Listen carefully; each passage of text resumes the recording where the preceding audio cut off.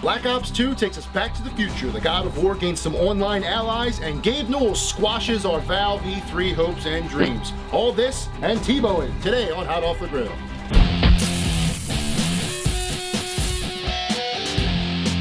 Hello and welcome to the May 5th installment of GamerNode.com's Hot Off the Grill. As always, Senior Editor Jason Fanelli here. E3 2012 is 4 weeks away. The grill is definitely starting to heat up with big gaming news, so why wait? Let's get to it. Activision has revealed this year's Call of Duty game, the heavily rumored Black Ops 2.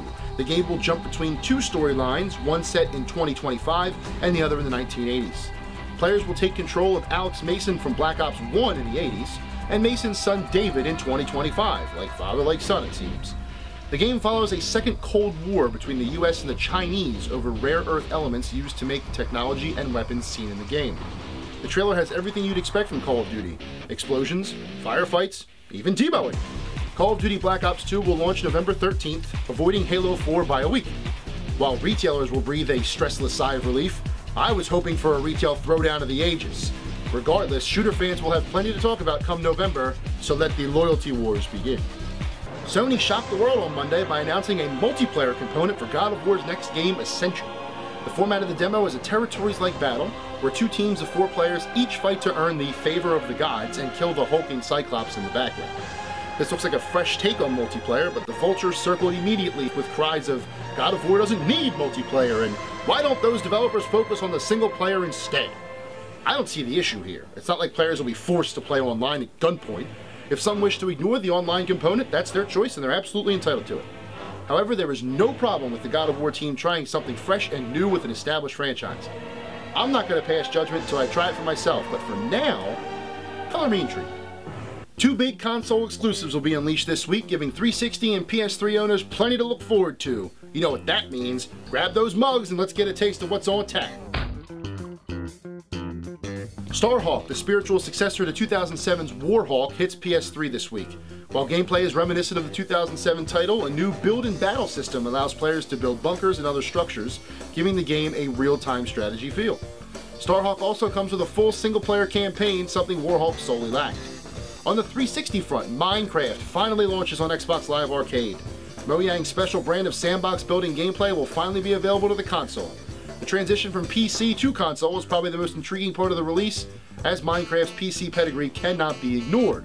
Hopefully that pedigree will also seamlessly transfer to the home console. Microsoft is rumored to be launching a $99 Xbox 360 very soon, but with a catch. Anyone who purchases this system will be locked into a 2-year, $15 a month contract for Xbox Live.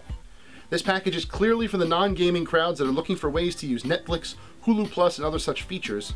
And frankly, that concerns me.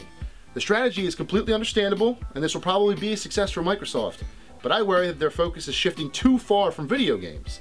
360 was originally thought to be a gaming-first system, but now it seems Microsoft is making it a one-stop source for all entertainment.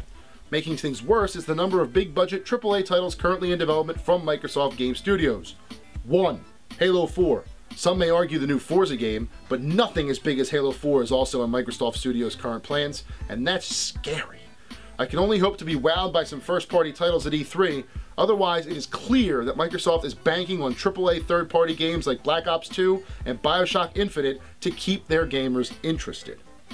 In an email to ValveTime.net user Tebowing, Gabe Newell has confirmed that Valve has no plans to announce anything new at this year's E3. As Gabe put it, we are not announcing anything at E3. Really. We are not announcing Half-Life 3, or Portal 3, or Left 4 Dead 3. We're going to be showing stuff off everyone already knows about. This is a huge bummer for fans hoping to see some Gordon Freeman action this year in Los Angeles, but even though this seems concrete, I am not ready to throw in the towel just yet. Remember when Gabe said he'd never work on the PS3 again and verbally tore it to shreds? Yep, then E3 2010 happened and Portal 2 was on the PS3.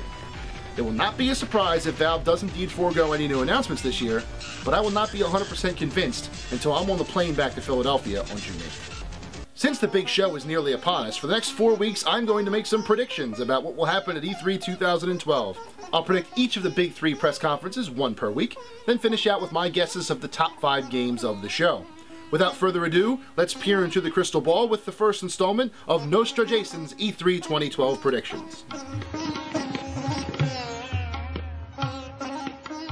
Since Microsoft usually starts things off at the show, I'm going to begin with them as well. Unfortunately, Microsoft's last two E3s were rife with disappointment. Other than Halo 4, Minecraft Xbox 360 Edition, and the 360 Slim, there have been no real jaw-dropping announcements. A big chunk of their shows has been third-party. In 2011, Modern Warfare 3, Tomb Raider, the EA Sports lineup, Mass Effect 3, and Ghost Recon Future Soldier all made an appearance. This year, Microsoft only has one known first-party core title in Halo 4 to show, so I expect a big first-party world premiere, maybe even a brand new IP. We'll see Black Ops 2, Resident Evil 6, and other third-party titles. However, I think Microsoft has a major ace up their sleeve, Grand Theft Auto 5. Showing off the first gameplay of Rockstar's next big title would be a huge deal. Still, I can't help but feel like Microsoft will again focus too much on Kinect and other media experiences, which will put a huge damper on their show for the third year in a row. With that look into the future, the kitchen is closed for today. Check back next week for more of the industry's biggest gaming news, as well as my predictions for Sony's E3 2012 press conference. Until next week, thanks for watching, everybody.